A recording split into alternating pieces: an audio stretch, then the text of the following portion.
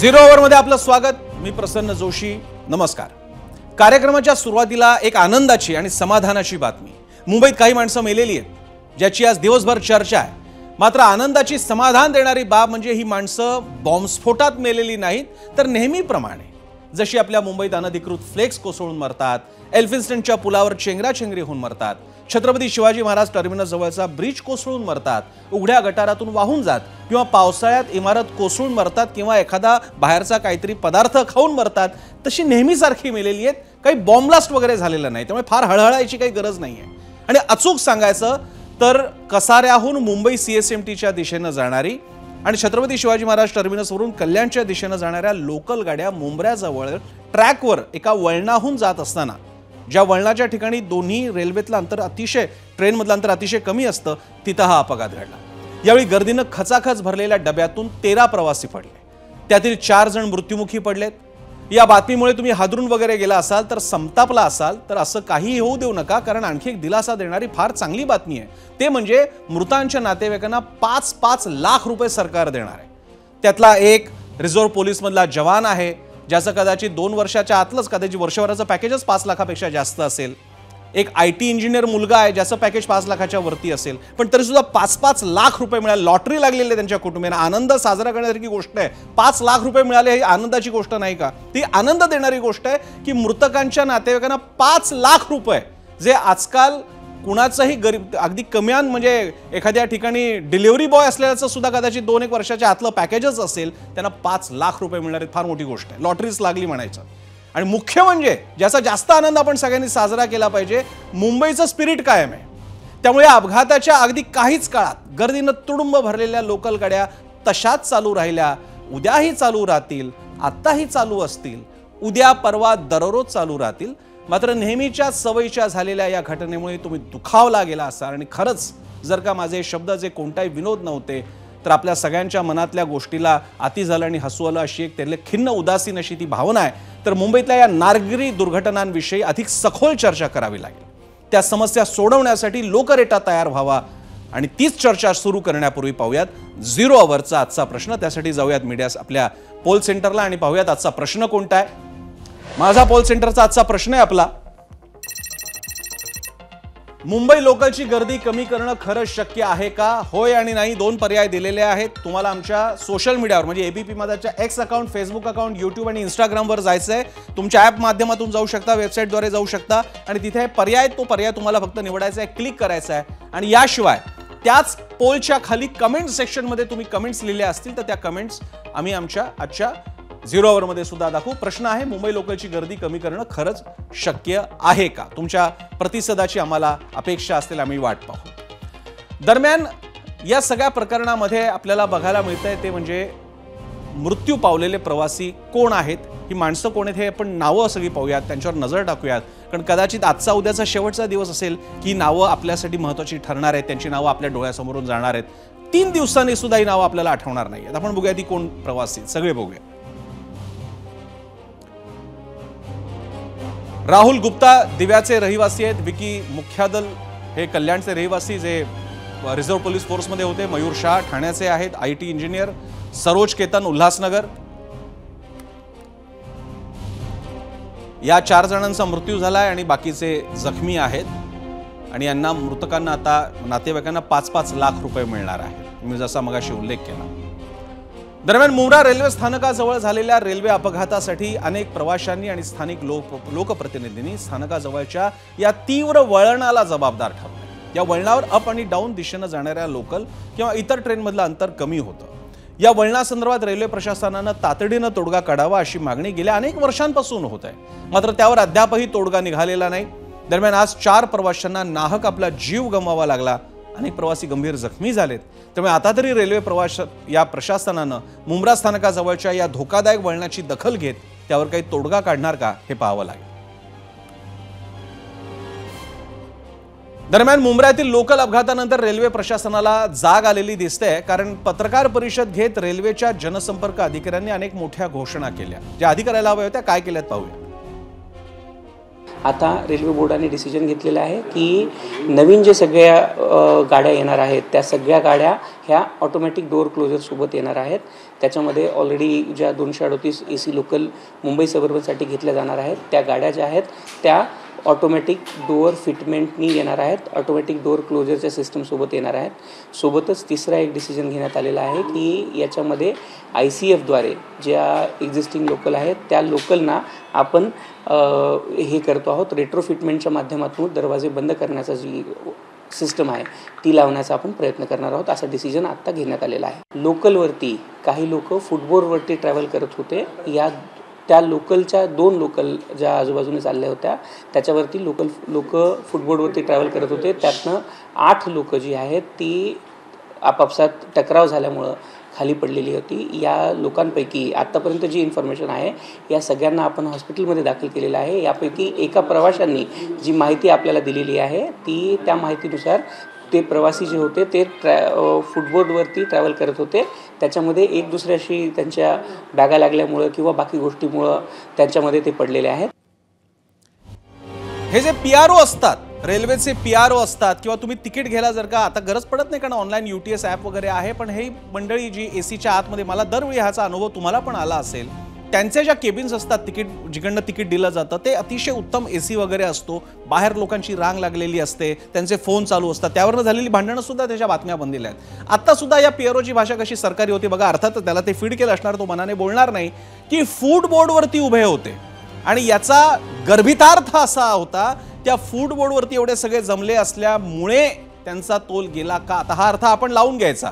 Food board हा उल्लेख का तिकडे झालाय फार गंभीर आहे, कारण फूड बोर्डवरती उभं राहणं रेल्वेमध्ये अपेक्षित नाही, तुम्ही डब्याच्या आतमध्ये राहणं गरजेचं आहे। म्हणजे याचा पुढचा अर्थ कोणता, की तुम्ही फूड बोर्डवर होता म्हणजे तुम्ही लटकला होता, म्हणजे तुम्ही स्वतः मृत्यूच्या दाढेमध्ये जात होता।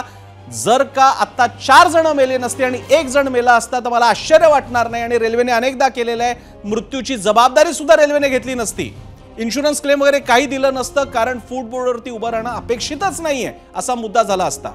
आणि याचं कारण म्हणजे आज 4 जण एकाच वेळी गेले म्हणून एवढी मीडियामध्ये चर्चा होते, अन्यथा रोज ॲव्हरेज, वर्षभराचे ॲव्हरेज काढलं तर रोज 7 जण मरतायत आणि त्यांच्या अनेकच्या बातम्याही होत नाहीत, कारण रेल्वे त्याच्यावरती मुद्दा उपस्थित करते की कुठे उभा होता, का उभा होता, बाहेर तो जास्त डोकावला होता का, या सगळ्या गोष्टी आहेत। आणि रेल्वेच्या या भूमिकेवर ज्येष्ठ नेते शरद पवारांनी तीव्र संताप व्यक्त केलाय। असे अपघात घडल्यानंतर प्रवाशांवरच मृत्यूचं खापर फोडून चालणार नाही अशा आशयाची एक्सपोज शरद पवारांनी केलेली आहे। तसंच लोकलचे अपघात टाळण्यासाठी तातडीने उपाययोजना करण्याचं आवाहनही केलंय। आपण पाहूयात शरद पवारांची एक्सपोज। शरद पवार लिहितात, दिवा आणि मुंब्रा स्थानकादरम्यान ट्रेनमधून पडून प्रवाशांचा मृत्यू झाल्याची घटना अतिशय दुर्दैवी आहे। मध्य रेल्वेवर दररोज सरासरी 6 ते 7 प्रवाशांचा लोकलमधून पडून मृत्यू होतो। एका आकडेवारीनुसार समोर आलेली माहिती अत्यंत चिंताजनक आहे।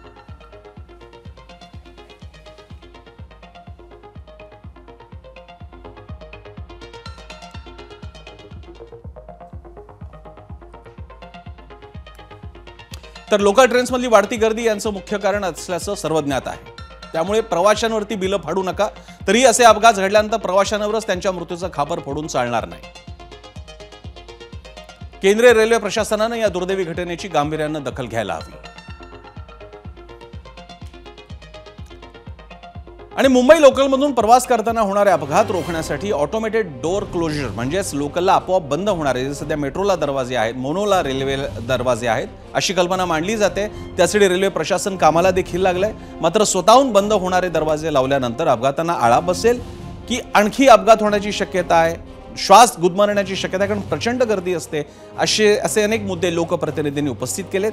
मनसे अध्यक्ष राज ठाकरे आणि शरद पवारांच्या राष्ट्रवादीचे आमदार जितेंद्र आव्हाडांनी या संकल्पनेला विरोध केला। असं मला नाही वाटत एकही दिवस असेल की रेल्वेमध्ये अपघात नाही झालाय, कोणाचा हात नाही गेलाय, कोणाचा पाय नाही गेलाय, कोणी गेलेलंच नाहीये, असं एकही दिवस गेलेलं नाहीये।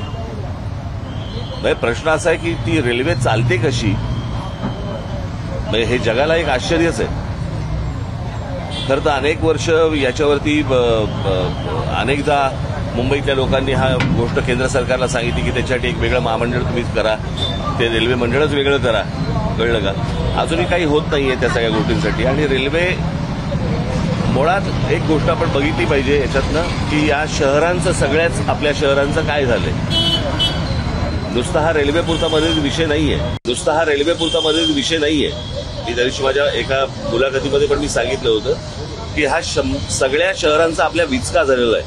मी गेले इतके वर्ष जे मी तुम्हाला सांगतोय की बाहेरून येणारे जे लोंढे आहेत आपल्या सगळ्या शहरांवरती आदळणारे, याच्यातनंच ही रेल्वे कोलमडली कशासाठी? रेल्वेचा बोजवारा उडालेला आहे, सगळ्या अख्ख्या ट्रॅफिकचा बोजवारा उडालेला आहे.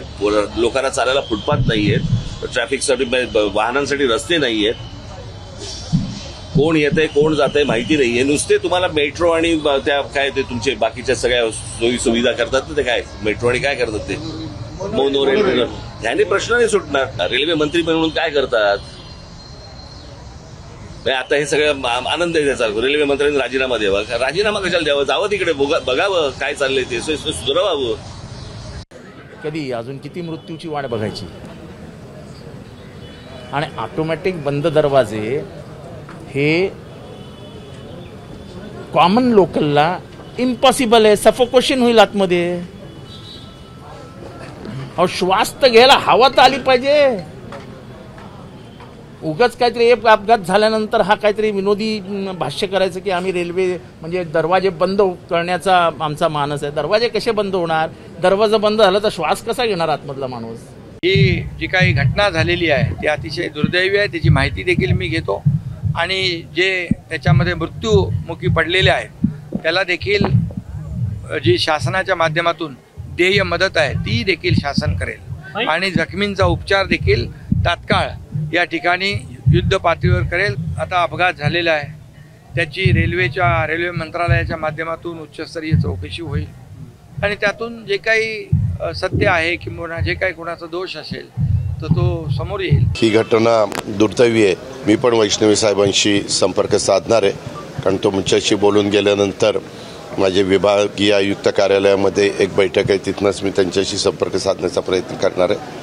आपल्या मुंबईकरांचा किंवा लोकलमधनं प्रवास करणाऱ्या नागरिकांचा हा जीव सुरक्षित राहील अशा पद्धतीनं ती पावलं ही निश्चितपणे उचलावीच लागणार आहे. एवढा गंभीर विषय असताना वस्तुतः कोणीही त्याचं राजकारण न करता आणि काही वेगळं संवेदनशील बोलता येत नसेल तर किमान गप्प बसणं अपेक्षित आहे. मात्र काही राजकारण्यांना धर्माचं राजकारण कुठे आणावं कुठे आणू नये याचा अजिबात गंध नसतो. समाजवादी पार्टीचे आमदार अबू आझमी हे असंच एक व्यक्तिमत्व. मुंब्रा इथं अपघात झाल्यावर ते घटनास्थळी आले होते तेव्हा माध्यमांशी बोलताना गायी म्हशी बकऱ्या जेव्हा जास्त प्रमाणात गाडीमधून घेऊन जातात तेव्हा हिंदुत्ववादी संघटनांना त्रास होतो, मग रेल्वेतून क्षमतेपेक्षा जास्त लोक प्रवास करतात. याबद्दल राष्ट्रीय स्वयंसेवक संघ का बोलत नाहीत असं आझमी परळले. लोगों को जाना है, बेचारों को किसी तरह पहुंचना है, लटक के जा रहे हैं, जानवरों की तरह जा रहे हैं. मैं सरकार से कहना चाहता हूं, अगर गाय और बैल और भैंस जाते हैं ट्रक के अंदर तो इतनी चिंता है कि उसको रोक करके चेक किया जाता है कि इसमें 9 बैल जाना चाहिए तो 9 से 10 कैसे चला गया, 5 भैंस जाना है तो 6 भैंस कैसे हो गई. जानवरों की इतनी चिंता. और मुंबई में ट्रेनों में लोग जो है किस तरह से जा रहे हैं इसकी चिंता नहीं है. इसमें कहाँ गए ये जितने जो सांप्रदायिक पार्टियों के लोग हैं, जो वो लोग किधर गए? किधर आरएसएस के लोग? उनको इंसान की जिंदगी दिखती नहीं है. अबू आझमी यांची मनोवृत्ती नेमकी येते कुठून, त्याची मुळं कुठे आहेत? अनेकदा प्रश्न पडतो की अशा वेळेला अशा काहीतरी विषय बोलून, विशेषतः नुकतीच बकरीद झालेली असताना तुमची भाषा कशी असली पाहिजे, तुमच्या भावना कशा असल्या पाहिजेत, यामुळे सामाजिक द्वेष कसा वाढतो त्याची उदाहरणं जर का जिवंत उदाहरण पाहायचं असेल तर आताच आहे अबू आझमींचं वक्तव्य. दरम्यान ट्रेन मधले अपघात ही काही नवीन गोष्ट नाही. मगाशी म्हटल्याप्रमाणे आज 4 एकाच दिवशी गेले, त्यामुळे मीडियाचं अटेन्शन असलं तरी सुद्धा ट्रेनच्या अपघातांचा जर का इतिहास पाहिला तर कदाचित भारत पाकिस्तान युद्धांमध्ये मारले गेले नसतील एवढ्या प्रमाणातले नागरी लोक किंवा कोणत्या युद्धात मारले गेले नसतील इतके आपल्या ट्रेन ॲक्सिडेंटमध्ये माणसं मरतात. ग्राफिक्सद्वारे पाहूयात आकडेवारी काय सांगते.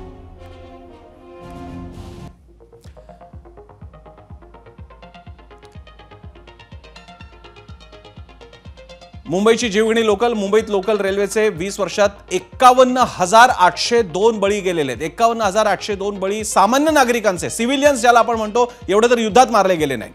2005 ते जुलै 2024 पर्यंत 51,802 प्रवाशांचा बळी गेला. मुंबईत लोकल ट्रेनच्या सरासरी 7 प्रवाशांचा रोज मृत्यू होतो. सरासरी जर का काढली तर 7 जण रोज मरतात. मध्य रेल्वेवर 2009 ते 2024 दरम्यान 29,321 जणांचा मृत्यू झालेला आहे. मध्य रेल्वेवर कल्याण, ठाणे, वसई आणि बोरिवलीत सर्वाधिक मृत्यूंची नोंद होते. ही ती ठिकाणं आहेत जिथे सर्वाधिक गर्दी ट्रेनमध्ये येते. पश्चिम रेल्वेवर 1394 फेऱ्यात 35 लाख प्रवाशांचा प्रवास होतो. मध्य रेल्वेवर 1810 फेऱ्यात 40 लाख प्रवाशांचा प्रवास होतो. मध्य रेल्वेवरती प्रचंड ताण आहे. आणि या सगळ्या मुद्द्यांमुळेच गेल्या कित्येक वर्षांपासून मुंबई महानगर परिसराची प्राथमिक वाहतूक संस्था ही रेल्वेच राहिलेली आहे. कल्याण डोंबिवली असो, वसई विरार असो, कामोठे पनवेल असो, तिथून मुंबई शहरात येणारे 99% लोक लोकलनेच येतात. त्यांच्यापैकी कुणालाच एसी बस किंवा कार परवडत नाही असं अजिबात नाहीये. पण वाहतूक कोंडीच इतकी असते की लोकल सोयीची पडते. याला पर्याय ठरू शकतो मेट्रोचा. मात्र आजही मुंबईत मेट्रो पूर्णपणे सर्व मार्ग सुरू झालेले नाहीयेत. सध्या केवळ 3 एवढीच ही मेट्रोच्या रूट्सची संख्या आहे. आणि म्हणूनच 0 आवर्सच्या आजच्या एपिसोडमध्ये आम्ही काही मेट्रो मार्ग सुचवतोय, काही मार्ग सुचवतोय की जे कदाचित समांतर पातळीला मध्य रेल्वेवरचा ताण कमी करू शकतात. पाहूया. बदलापूर ठाणे मार्गे ऐरोली या मार्गावर मेट्रो उभारली तर पर्याय ठरू शकतो का, हा विचार यंत्रणांनी करायचा आहे. डोंबिवली ते मरोळ मार्गे Powai, western express highway Andheri ते विरार मार्गे वसई, सीबीडी बेलापूर ते घोडबंदर रोड ठाणे मार्गे वाशी, नरिमन पॉइंट ते उल्वे सागरी मेट्रो, कुलाबा सिप्स या भुयारी मेट्रोचा ठाणे घोडबंदर रोड पर्यंतचा विस्तार, ठाणे ते लोअर परळ मार्गे वरळी,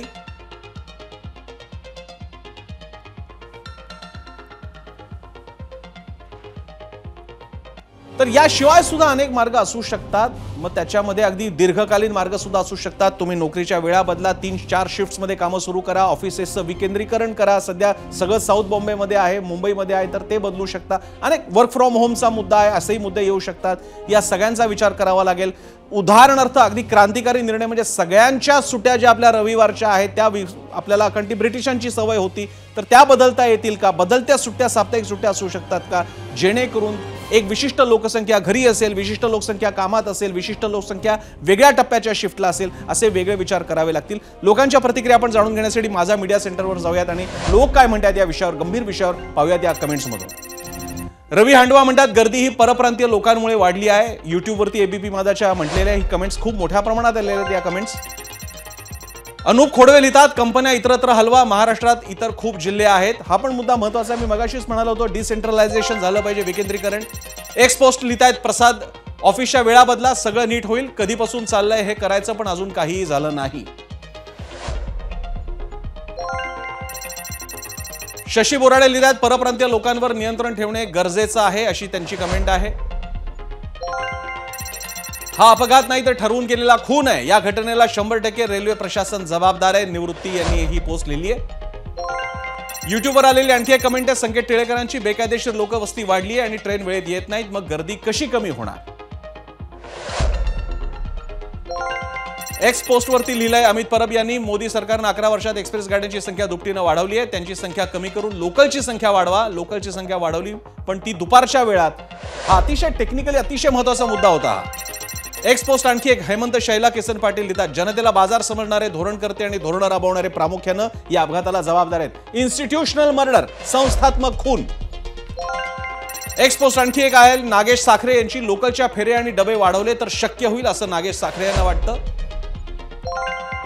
इंस्टाग्राम अकाउंटवरती नेहा वर्तक लिहितात वर्क फ्रॉम होम हाच उत्तम पर्याय असू शकतो. इन्स्टावरती आलेली आणखी अजय निमकर लिहितात आधी महिला आणि पुरुषांच्या ट्रेन वेगळ्या करा, सर्व लोकल 15 डब्यांच्या पाहिजेत, फर्स्ट क्लास आणि सामान्यांचे डबे एका जागी हवे. याशिवाय इन्स्टावरची आणखी कमेंट आहे पार्थ लिहितात मराठी माणसापेक्षा बाहेरून आलेल्यांची संख्या जास्त झाली आहे त्यामुळे लोकलची गर्दी कमी होणार नाही, काहीतरी कडक निर्बंध लागू केले पाहिजेत. हा मुद्दा आज राज ठाकरेंपासून अनेकांनी वेळोवेळी मांडलेला आहे. प्रदीप कुऱ्हाडे लिहितात मुंबईची क्षमता संपली आहे, नोकरी धंदे इतर शहरांमध्ये वळवा म्हणजे गर्दी देखील विभागली जाईल. इन्स्टावरती आणखी एक कमेंट आहे एस भीष्म यांची, ज्याप्रमाणे मेट्रोमध्ये तिकीट घेतल्याशिवाय स्टेशनवर एंट्री नाही त्याचप्रमाणे लोकलमध्ये सुद्धा व्यवस्था करा.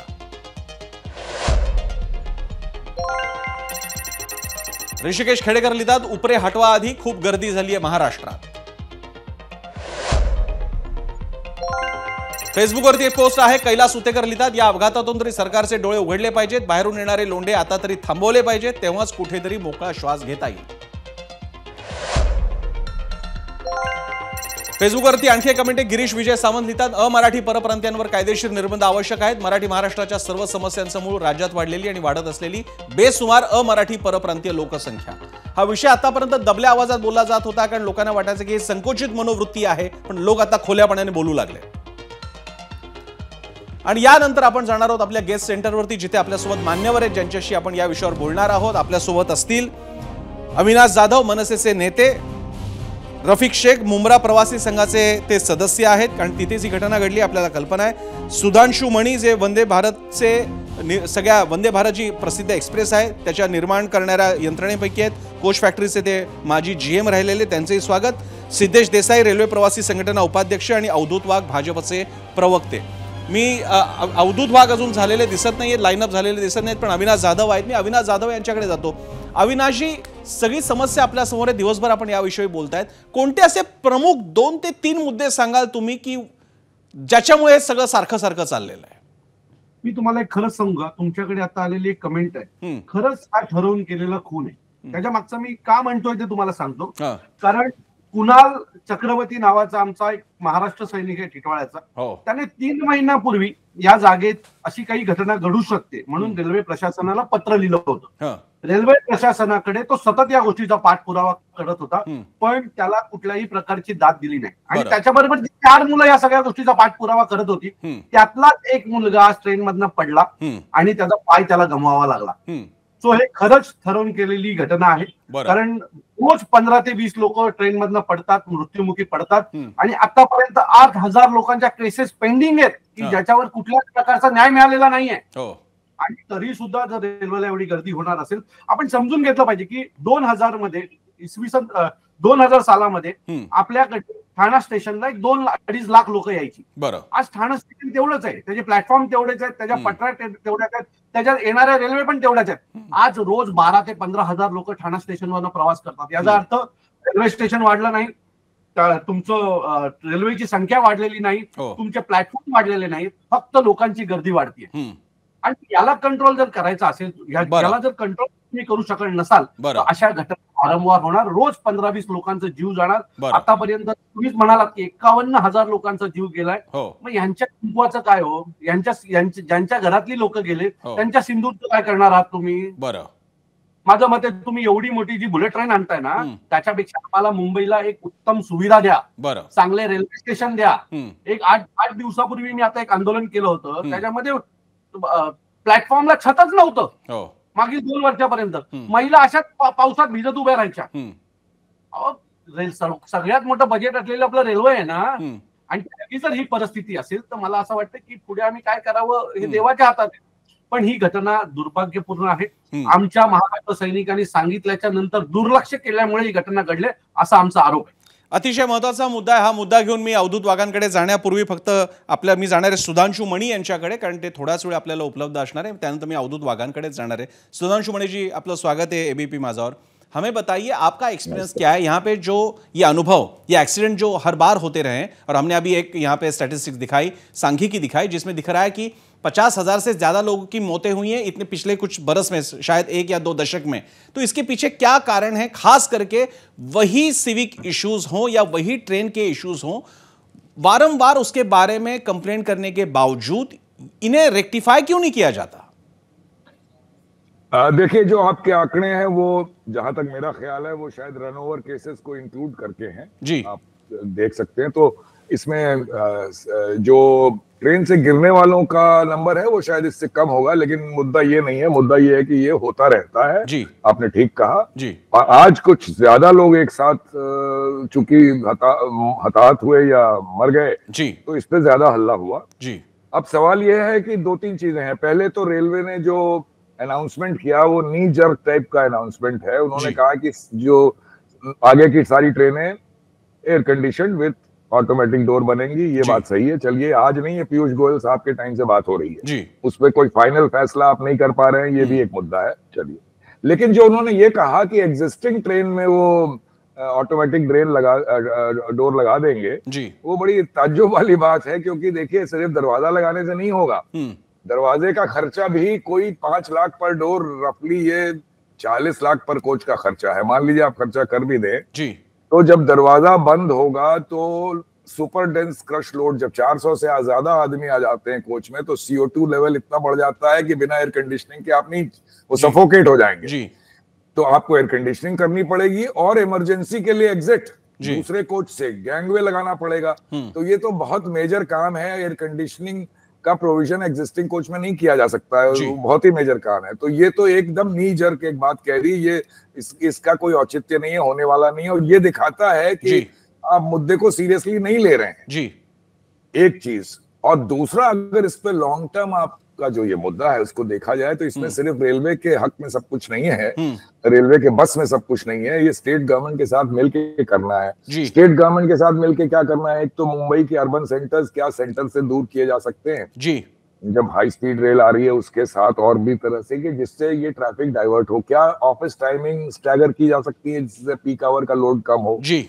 ये जो मेट्रो के प्लान्स हैं, अभी आपके 16 मेट्रोस की बात है, 4 चल रहे हैं, इसमें पैरेलल जो रेल सबअर्बन रेलवे के पैरेलल चलेंगे, ऐसी कितनी मेट्रो हैं, शायद 3 या 4 ही हैं। सही बात है। तो वो क्या वीन अवे कर पाएंगे पैसेंजर्स को? उसके लिए आपको फेयर पैरिटी लानी पड़ेगी, यानी मेट्रो अभी महंगी है, सबअर्बन सस्ती है, लोग सस्ता वो भी लेंगे जी। तो थोड़ी तकलीफ लोगों को होगी, लेकिन एयर कंडीशनिंग कंफर्ट के साथ अगर आप सबअर्बन ट्रेन चलाएंगे तो लोग शायद वो दे पाएंगे। तो इस पे बैठ के इसको लॉन्ग टर्म सोल्यूशन निकालने की बात है। ये एक आध हादसा हो गया और एक ऑफ द कफ आपने स्टेटमेंट दे दिया, उससे काम नहीं होगा जी। ये मैं कहना चाहूंगा जी जी। एक और सवाल लूंगा मैं आपसे और उसके बाद मैं हमारे बाकी के मेहमानों के पास जाऊंगा, और मेरी आपसे दरख्वास्त होगी, अपेक्षा होगी कि आप जुड़े रहें, लेकिन फिर भी मैं आपके वक्त का मैं सम्मान करता हूं। मेरा और एक सवाल रहेगा कि इस बारे में भारत के रीजनल जोन के अनुसार हमारे आपके रेलवे के सेफ्टी ऑफिसर या उन्हें कहेंगे कमिश्नर वगैरह के आला अफसर भी होते हैं, तो ये सारे लोग, क्योंकि अभी जहां पे ये एक्सीडेंट हुआ है वो सिर्फ भीड़ की वजह से नहीं हुआ है, 2 ट्रेन उस एक मुकाम पे, उस मोड़ पे इस तरह आते हैं कि दोनों इतने पास आ जाते हैं, जिनकी वजह से उन दरवाजों पे से लटके हुए लोग एक दूसरे को घिस गए, उसकी वजह से वो गिर गए और जिनसे उनकी मौत हुई। मेरा आपसे सवाल है, ऐसे जो भी एक्सीडेंट प्रोन पॉइंट्स हैं जिनके बारे में शिकायतें दर्ज हुई हैं, जो हमारे अभी महाराष्ट्र नवनिर्माण सेना के सहकारी है वो बात कर रहे थे, जो बता रहे थे कि इनके बारे में शिकायतें दर्ज हुई हैं, उसके बावजूद इसके ऊपर कोई कार्रवाई क्यों नहीं? उसके लिए कौन रिस्पॉन्सिबल है? देखिए, जहां तक एग्जैक्ट इंफॉर्मेशन तो मेरे पास नहीं है जी। जहां तक 2 ट्रैक्स के बीच की डिस्टेंस है वो स्टैंडर्ड एक होता है, उसको वायलेट नहीं किया जाता है। अगर कुछ ऐसी जगहें हैं जहां पे ये अक्सर होता है तो उसमें जरूर स्लू करके कुछ किया जा सकता है। ओवरऑल मुद्दा ये नहीं है कि ये एक फ्रीक एक्सीडेंट कहूंगा मैं, ट्रेन इतनी पास आ गई, किसी का बैग था ऐसा सुन रहे हैं और ये हो गया, फिर चेन रिएक्शन में लोग गिर गए। मुद्दा शायद वो नहीं है, मुद्दा यही है कि किस तरह लोगों को आप कंफर्टेबल जर्नी दे पाए। बहुत आसान काम नहीं है, लेकिन इस बारे में सोच शुरू होनी चाहिए कि इस तरह से दरवाजे पे लटक के लोग जो चलते हैं, और आज से नहीं है, सालों से चल रहे हैं ऐसे जी, इसके ऊपर ध्यान जितना होना चाहिए उतना नहीं है। ये शायद मान लिया गया है कि मुंबई में ऐसे ही चलेंगे लोग जी। तो वो सोचने वाली बात है। मैं इसमें सेफ्टी वाला एंगल जो आप पूछ रहे थे उसको उतना जिम्मेदार नहीं मानूंगा, क्योंकि ये थोड़ा फ्रीक टाइप की चीज हुई है जी, वरना ये अक्सर होने लगे। लेकिन लोग अक्सर जो गिरते हैं वो इसलिए नहीं गिरते हैं कि बगल से दूसरी ट्रेन गई, वो जगह नहीं रखती पैर रखने की, किसी से हल्का सा भी धक्का लग गया तो बैलेंस खराब हो गया, वो गिर गए, ये होता रहता है जी। तो लॉन्ग टर्म सॉल्यूशन तो यही है कि भीड़ किस तरह से ट्रेन में कम की जाए। आप सबके एक कोच में 400 से ऊपर लोग आ जाते हैं, बिल्कुल जी। तो वो उसके ऊपर और एक दिन में नहीं सॉल्व होगा, लेकिन शुरुआत तो होनी चाहिए। बिल्कुल। आता इकडे जे मणि सर, बहुत बहुत धन्यवाद, आपने ये सारी बात रखी हमारे सामने, और मेरी गुजारिश रहेगी कि अगर आप पॉसिबल हो, आपको संभव हो, तो आप हमारे साथ जुड़े रहें। एक मुद्दा जो इकडे आला तो अजित पवारांनी सुद्धा आज मांडला, आणि कदाचित त्यांनी तो मनापासून पण भाबडेपणाने मांडला। ते असं म्हणाले की अहो 3-3 मिनिटाला ट्रेन आहे तरी का गर्दी होते, अशा आशयाचं ते बोलले। त्यांच्या भावना बरोबर आहेत, मात्र दादांसाठी माहिती अशी आहे, कारण मुंबईमध्ये राहिल्याशिवाय तुम्हाला ते कळणार नाही, 3 मिनिटाला सुटणारी ट्रेन जरी असली तरी एकदा का 3 मिनिटावाली ती ट्रेन सुटली की नंतर पुढच्या ट्रेनसाठी 3 मिनिटं थांबायचं।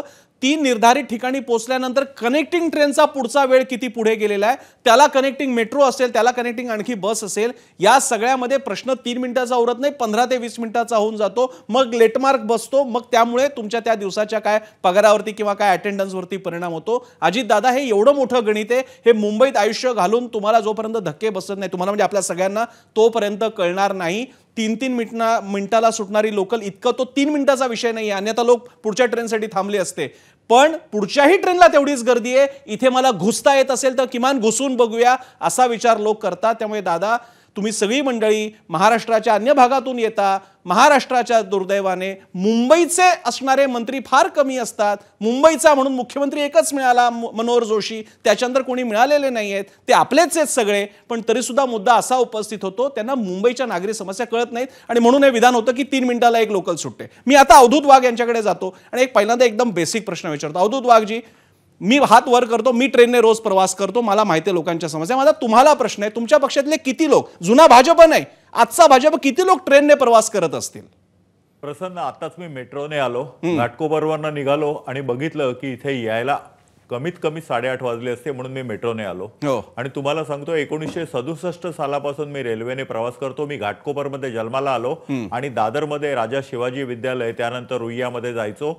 त्यामुळे अगदी 4थी पर्यंत मी म्युन्सिपालिटीत शिकलो. 5वी पासून मी ट्रेनने घाटकोपर ते दादर हा ट्रेनने प्रवास करतो, आजही करतो आहे. अर्थात आता ते प्रमाण खूप कमी झालेलं आहे, परंतु रेल्वेचा प्रवास हा काही माझ्यासाठी नवा नाही.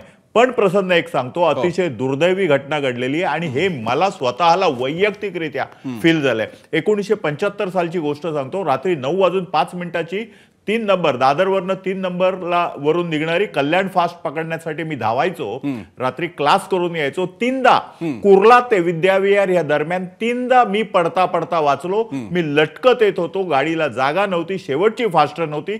त्यामुळे 1975 50 वर्षापूर्वीची गोष्ट सांगतो, त्यावेळची परिस्थिती आणि आजची परिस्थिती यामध्ये जरी गाड्यांची संख्या वाढली असेल, फेऱ्या वाढल्या असतील, 2 फेऱ्यांमधलं अंतर कमी झालं असेल, वेगवेगळ्या गोष्टी जरी आल्या असतील, आपण दुर्लक्ष करू शकत नाही. फलाटांची म्हणजे गाड्या नंबर ऑफ रॅक्सची संख्या वाढली असेल, परंतु असंही झालं तरी परिस्थिती मात्र कायम आहे, हे आपण सर्वांनी मान्य केलं पाहिजे. बरं, आता ह्या परिस्थितीला जे कारण आहे, तुम्ही म्हणताय की लोकसंख्या वाढली. अहो, कुठचाही माणूस पोटा पाण्यासाठी जिथे आपल्याला रोजीरोटी मिळते तिकडे जाणारच. आणि त्याच्यामुळे मुंबईची लोकसंख्या ही वाढलेली आहे. ही लक्षात घेऊन मुंबई आणि मुंबईच्या ज्या ट्रान्सपोर्टच्या सुविधा आहेत त्याच्यावर आपण काम केलं पाहिजे. मला असं वाटतं की कुठच्याही दृष्टिकोनातून रेल्वे आणि ट्रान्सपोर्टला आपण पॉलिटिक्स या नजरेने बघितलंच नाही पाहिजे. याला जर तोडगा आला प्रसन्न, तर हा फक्त टेक्नॉलॉजिकल इंजिनिअरिंगच्या दृष्टिकोनातून. ठीक आहे, मी चर्चेचा एक पहिला राऊंड पूर्ण करण्यासाठी मला बेसिक कमेंट कळली. फक्त अवधूत वाघजी, मी कार्यक्रमाच्या शेवटच्या टप्प्यामध्ये या प्रश्नाचा थेट आणि स्पष्ट संबंध हा मुंबईच्या भोवतीच्या राजकारणाशी कसा आहे आणि अतिशय गंभीर संबंध कसा आहे हे मी तुम्हाला एका तर्कानं पटवण्याचा प्रयत्न करेन. त्यापूर्वी मी आपल्यासोबत नागरी प्रवासी संगठनांचे प्रतिनिधी, त्यांची एक प्रतिक्रिया घेतो. सिद्धेश देसाई आणि रफीक शेख. रफीक शेख जी, मैं आपके पास आ रहा हूं क्योंकि आप मुंब्रा प्रवासी संघ के सदस्य हो. हमें उस कॉर्नर के बारे में बताइए, वो टर्न के बारे में बताइए कि वहां पे है क्या, किस वजह से, क्या हर रोज ऐसी घटनाएं होने की मतलब पॉसिबिलिटी होती है और जिसकी वजह से लोग अपनी जान मुट्ठी में लेके वहां से गुजरते हैं? क्या बताएंगे आप? मैं आपको खुल के तफसीर से बोल देता हूँ कि 2 साल लॉकडाउन के बाद जी जो ट्रैक जो है सेमी फास्ट और स्लो लोकल के लिए था, उसको तब्दील कर दिया गया फास्ट ट्रेन जी, और मेन पैसेंजर वहां से लेके जाया जा रहा है जी. Today it is 3 and 4 platform. आज 3 और 4 प्लेटफॉर्म कहलाया जाता है जी. पहले वो फ्लो ट्रैक थे जी, तो उसमें एक स्टडी होना चाहिए था कि फिजिबिलिटी रिपोर्ट आनी चाहिए थी कि इतनी स्पीड में यहाँ से गाड़ी जा सकती है. सही बात है. ये दूसरा प्रश्न ये है कि जब भी सेंट्रल रेलवे या जीएम रेलवे कोई ऐसा स्टेप उठाता है तो वहां के कम्यूटर्स फोरम जो होते हैं, जिनको हर चीज का इंफॉर्मेशन होता है प्रवासी के रिलेटेड, उनसे कोई बैठक होती है क्या आपकी? ये बिल्कुल डिसीजन लाद दिया गया था और ये हमारी शुरुआत से मांग रही कि डोंबिवली से जो थाना डायरेक्ट जाता था पार्सिक टनल से, वो ट्रेन जो है कंटिन्यू वैसे ही रखना चाहिए. क्योंकि यहाँ पे ऑलरेडी शार्प कर्व 3 है जी. एक आप देखोगे दीवा के आगे है जी, and then it is followed with Mumbra railway station के नजदीक एकदम क्रिक पे है. सही बात है. एंड थर्ड इज रेती बंदर जी. अच्छा, रेती बंदर पे भी आज की तारीख में प्रश्न उठाया जाएगा आने वाले दिनों पे. जो अभी बड़ा सा एक बड़ा निर्माण करके ब्रिज बनाया गया जी, और ये रेलवे स्टेशन आत्मनिर्भर भारत के अंतर्गत आते हैं जी. तो ये रेलवे स्टेशन के ऊपर कितना फंड लगाया गया और क्या सेफ्टी पॉइंट ऑफ व्यू से सही बात क्या है. क्या खूप महत्वाचा मुद्दा शेख यांनी मांडलेला आहे. रफिक शेख, त्यांचा अतिशय साधा प्रश्न होता, तुमच्या रेल्वेच्या या सगळ्या प्रशासन आणि कारभारामध्ये जे प्रवासी संघटना आहेत त्यांचं काही म्हणणं आहे का? त्यांचं म्हणणं बोलव, हे PRO जी मंडळी आहे त्यांच्या कामाबद्दल आदर आहे, कधीतरी तुम्ही प्रवासी संघटनेला चहासाठी तरी बोलवता का हो? महिन्यातून 6 महिन्यातून एकदा जरा चहाला बोलवा, त्यांच्याबरोबर बसा, त्यांचं म्हणणं ऐकून घ्या. मला माहित नाही होतं की नाही, मी हे विचारणार आहे सिद्धेश देसाई यांना. देसाईजी, माझा तुम्हाला एक साधा प्रश्न आहे, रेल्वे मंत्री वगैरे सोडून द्या, पण हे जी PRO तिकडचे आणखी स्थानिक काय रेल्वे मंडळ अधिकारी वगैरे यांच्याबरोबर काही संपर्क असता, संपर्क संवाद असतो तुमचा? प्रसन्न, इकडे आलेल्यांपैकी आणि जेवढे चेहरे तुम्ही मगातपासून दाखवले त्याच्यामधले नेहमी प्रवास करणारा मी तुमच्या समोर बसलेलो आहे. मी कळव्यात राहतो, त्यामुळे हे जे सगळे प्रश्न आहेत त्याबद्दल मी गेले 15 वर्ष काम करतोय रेल्वेच्या विरोधात. मुंबई रेल प्रवाही संघ आमचा 30 वर्ष जुने आहे आणि ह्या प्रश्नावर आम्ही वारंवार चर्चा केलेली आहे. आम्ही DRM कडे भेटलेलो आहे, GM कडे भेटलेलो आहे, रेल्वे बोर्डला आम्ही पत्र लिहिले आहेत, रेल्वे मंत्र्यांना भेटलेलो आहोत, CM ना पत्र लिहिलेलं आहे.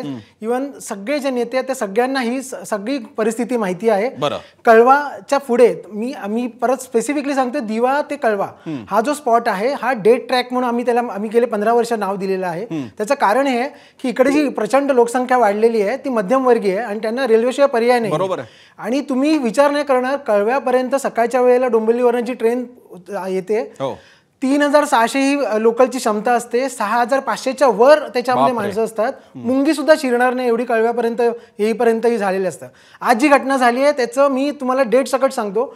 फेब्रुवारीमध्ये माझे सहकारी आहेत आनंद पाटील यांनी याच्याबद्दल आम्ही त्यांना सूचना केली होती DRM ना की कळव्याच्या पुढे जो कर्व आहे, जे आता रफिक साहेबांनी पण सांगितलं, तिकडे रेल्वे झुकते आहे. याचं कारण असं आहे की जेव्हा तुमची क्षमता, कारण ह्याच्या सगळ्या जे मापक ज्यांनी सांगितलेली आहेत ती 3600 या आकड्यासाठी आहेत, पण ही आकडे जेव्हा दुप्पट होतात ना तेव्हा सगळी परिस्थिती भयानक बनते. पण मग ही सगळी आकडेवारी, ह्या डिटेल्स तुम्ही जसं रेल्वेच्या संबंधितांना सांगता तसं तिकडचे जे लोकप्रतिनिधी आहेत, जे जास्त हक्काचे आहेत, आमदार खासदार वगैरे कोण मंडळी असतील ती, त्यांना नाही सांगत तुम्ही?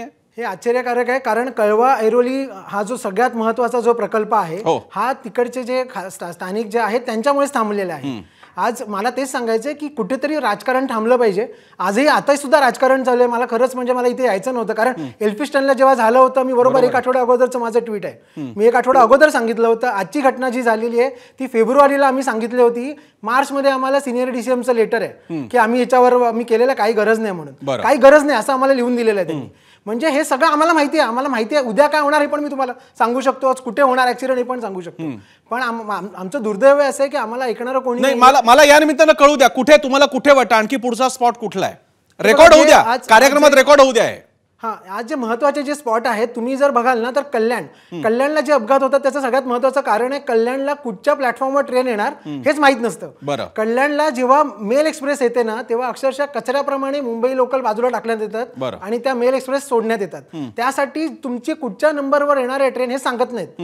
जेव्हा ट्रेन येते तेव्हा अनाऊन्स करतात. मग सगळे जे प्रवासी आहेत त्यांना पर्याय नसतो म्हणून ते ट्रॅक क्रॉस करून जातात आणि तिकडे अपघात होतात. त्याच्यानंतर सगळ्यात महत्वाचं जे मी तुम्हाला म्हणालो, ठाण्याच्या पुढे ठाणा, कळवा, मुंब्रा आणि दिवा इकडे प्रचंड प्रमाणात गर्दी आहे. आणि जे मगाशी जे सांगितलं ना की जे 2 ट्रॅक झाले, मी दुर्दैवाने सांगतो की आमची जी मागणी होती, आम्हाला दरवेळी सांगण्यात येतं की दिवा ठाणे तुमचं झालं ना नवीन 2 ट्रॅक की आम्ही तुमच्यासाठी ट्रेन चालू करू.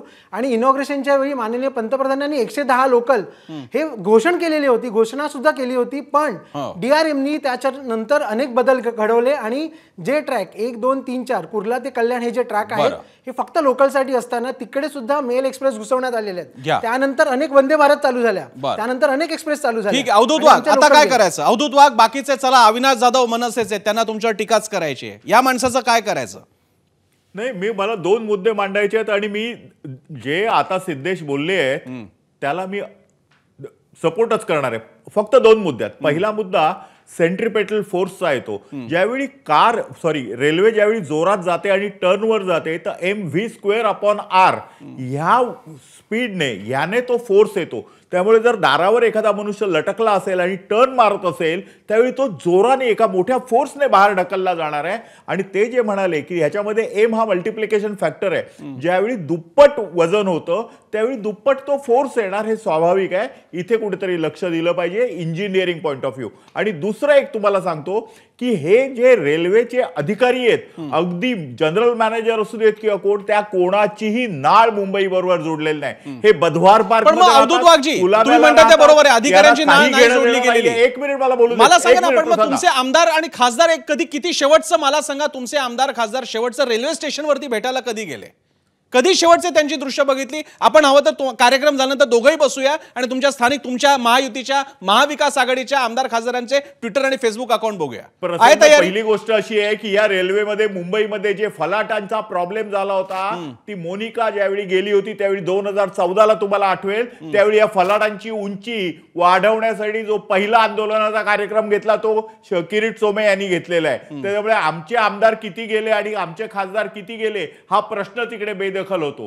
प्रश्न आपला आहे की हा प्रश्न जो रेल्वेचा आहे तो कसा सोडवायचा, हा पॉलिटिकल करण्याचा विषय नाहीये, हा टेक्निकल प्रॉब्लेम आहे आणि ज्याला मी पण समर्थन करतोय. मी तुम्हाला सांगितलं अविनाश जाधव, हा पॉलिटिकल प्रश्न आहे का रेल्वेचा प्रशासकीय प्रश्न आहे? अवधूत वाघ म्हणतात रेल्वेच्या अधिकाऱ्यांची नाळ तुटलेली. महत्वाकांक्षा किती पण असली तरी या अधिकाऱ्यांना अजिबात सोयरसूतक नाहीये. यांची नाळ या मुंबईशी जुळली गेलेली नाहीये. हे कुलाब्यामध्ये राहून हे मोदींचं सरकार आहे, महाराष्ट्रात बीजेपीचं सरकार आहे, केंद्रामध्ये रेल्वे मिनिस्टर खातं जे आहे ते बीजेपीकडे आहे. मुंबईला जे मिळायला हवं होतं किंवा मुंबई रेल्वेसाठी ज्या गोष्टी यायला पाहिजे होती अशी कुठलीच गोष्ट आली नाही. रेल्वेच्या तुम्ही जर बघाल, सकाळी जर शिड्यानीवर चढाल तर लोक अशा प्रकारे वाहतात, म्हणजे एकाने धक्का मारला तर 100 लोक खाली एका वेळेला पडतात. जे काही आम्ही तेच म्हणतोय, जे काही बदल व्हायला हवे होते ते बदल रेल्वेकडनं झाले नाहीत. 2014ला किरीट सोमय्या गेलेले सांगण्यापेक्षा रोज 20 लोक जातात. तिथे किती तुमचे आमदार मंत्री गेले आहेत? रोज 20 लोक मरतात किमान, आणि हे माहितीच्या अधिकाराखाली आहे. सो 2014ला तुम्ही ती स्टोरी आम्हाला सांगू नका. त्याच्यानंतर 11 वर्ष तुम्ही काय केलं हे भारतीय जनता पक्षाच्या या अवधूत यांनी आम्हाला सांगितलं पाहिजे. खरं तर त्यांनी बऱ्याचशा गोष्टी, तिथे जे मेडिकलची जी व्यवस्था असायची रेल्वे स्टेशनला ती पण आता बंद झालेली आहे, कारण त्यांचे पैसेच नाही दिले त्या डॉक्टर लोकांचे.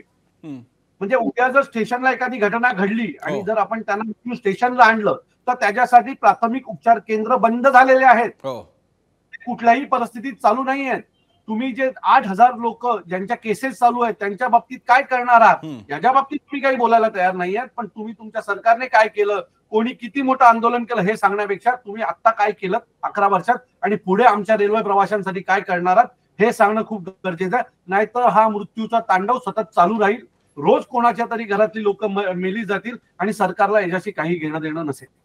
हा मुद्दा अतिशय महत्त्वाचा आहे. अवधूत वाघजी, इथे काही कोणावरती, म्हणजे एक काळ होता ज्यावेळी काँग्रेसचं राज्य होतं, कलमाडी वगैरे रेल्वे मंत्री वगैरे राहिलेले होते, तेव्हापासून या टीका करण्यात आलेल्या आहेत. आता तुमचं राज्याला बरं 10 वर्ष झालेली आहेत आणि तुम्ही सगळे मुंबईकर आहात. तुम्हाला सगळ्यांना या गोष्टीतून तुम्ही गेलेल्या आहात. अपेक्षा तुमच्याकडून नाही बाळगायची तर कोणाकडून बाळगायची? समृद्धी महामार्ग होतोय, शक्तीपीठची चर्चा सुरू आहे, ग्रीन कॉरिडॉरचा रस्ता आणि बाकीचे सगळे सेतू वगैरे होत आहेत, चांगली गोष्ट आहे. आपण ज्या रेल्वेवरती अख्खी जीवनवाहिनी अवलंबून आहे त्याच्यामध्ये लोक रोज, बरं हे अपघात जाऊन जे मेलेले आहेत, मृत्युमुखी पडलेले आहेत, त्यांच्यापुरतं दुःख बाळगून नाही चालणार. आतमध्ये जे असतात ते केवळ अक्षरशः कोंडलेल्या जनावरांसारखा प्रवास करत असतात. अवधूतजी, तुम्हाला आणि मला आणि आपल्या सगळ्यांना मिळून त्यांच्याबद्दल सुद्धा बोललं पाहिजे. ती काय मरेपर्यंत त्यांची आपण दखल घेणार नाही का? हे न्यू नॉर्मल झालंय. या आजच्या कार्यक्रमाचं आत्ताची जी चर्चा आहे याच्याचं एक अपयश ज्याच्यावर प्रेक्षकांनी बोट ठेवलं पाहिजे ते असं की जणू काय मेलेत त्यांचं दुःख आहे, आतमध्ये सगळा आनंदी आनंद चालू असतो त्या कंपार्टमेंटमध्ये. असं नाहीये. ते सगळे मेंढरांसारखे दाबून प्रवास करत असतात. अवधूत वाघजी, तुमच्या सरकारकडनं ती अपेक्षा आहे की यासाठी फ्रिक्वेन्सी वाढली पाहिजे, आरामदायी आणि चांगले कोच असले पाहिजेत, AC कोच असले पाहिजेत. मुंबई सर्वाधिक इतकं कॉन्ट्रीब्युशन करणारं इकडे नगर आहे आणि त्या मुंबईसाठी जर का आपल्याला सगळ्यांसाठी पूर्ण AC कोचेस असू शकत नाहीत का चांगल्या प्रवासाचे? आणि शेवटचा मुद्दा अवधूतजी, तुम्ही म्हणाला हा पॉलिटिकल प्रश्न नाहीये. मुंबई हे वेगळं आहे, इथे लोक येणारच, मुंबई हे वेगळं आहे, इथे लोक येणारच असं म्हणत म्हणत शेवटी मुंबईचं प्रशासन हे विशिष्ट प्रकारचं प्रशासन आहे, त्यासाठी विशिष्ट प्रकारची यंत्रणा पाहिजे. यातूनच मग मुंबईचं महापालिकेचं त्रिभाजन, वेगळी प्रशासन व्यवस्था, CEO असायला पाहिजे. या चर्चा यापूर्वी सुरू झाल्या होत्या आणि त्या सुरू होऊ द्यायच्या नसतील तर हा प्रश्न राजकीय आहे हे समजून घ्यावं लागेल. म्हणून या चर्चेचा घाट, त्यासाठी आपण सगळ्यांनी वेळ दिला. अवधूत वाघजी, तुमचे, अविनाश जाधव आणि आपले दोन्ही हे जे 2 मंडळी आहेत खास करून, हे नेहमीचे राजकारणी नाही आहेत, लोकांमधून आलेली मंडळी आहेत. मी त्यासाठी त्यांचं, शेखजी तुमचे आणि मी अविनाशजी तुमचे, मुंब्रा प्रवासी संघाचे रफिक शेख आणि सिद्धेश देसाई यांचे खास आभार मानतो. आजचा प्रश्न होता, मुंबई लोकलची गर्दी कमी करणं खरंच शक्य आहे का? 33,000 लोकांनी या पोलमध्ये सहभाग घेतला. 51% 54% म्हणतायत होय करणं शक्य आहे, 46% मात्र तसं वाटत नाही. तुमच्या मताचा आदर. आजच्या या रेल्वे अपघातावरील 0वरची चर्चा आपण पाहिली, पण ही चर्चा शेवटची असेल का माहित नाही. मला सांगा, जानेवारी जळगाव जिल्ह्यातल्या पाचोरा इथं ट्रेन दुर्घटना किती जणांना आठवली? केवळ आग लागण्याच्या अफवेचं निमित्त झालं आणि प्रवाशांनी उड्या टाकल्या, काहींचा मृत्यू झाला. पुढे काय? आपण घटना विसरलो. आज मुंब्र्याजवळच्या घटनेनं आपल्याला पुन्हा जाग आणली आहे. मुंबईच्या तुडुंब भरलेल्या या शहरात नागरी समस्यांचे असे अनेक टाइम बॉम्ब टिकटिकतायत. रस्त्यावरचं खाणं, मोडकळीला आलेल्या इमारती, अशुद्ध पाणी पुरवठा, गरीब वस्त्यांमध्ये मिळणारे विषारी दारू, ड्रग्स फोफावणारं जाळं आणि झालंच तर बस ट्रेनचे नेहमीचे अपघात आहेतच. या टिकटिकणाऱ्या नागरी समस्यांच्या बॉम्बचा अलार्म रूपी एक स्फोट आज आपण पाहिला. त्यातून जागे होऊया, सावधान राहूया, सतर्क राहूया, आवाज उठवूया. एबीपी माझा, उघडा डोळे बघा नीट.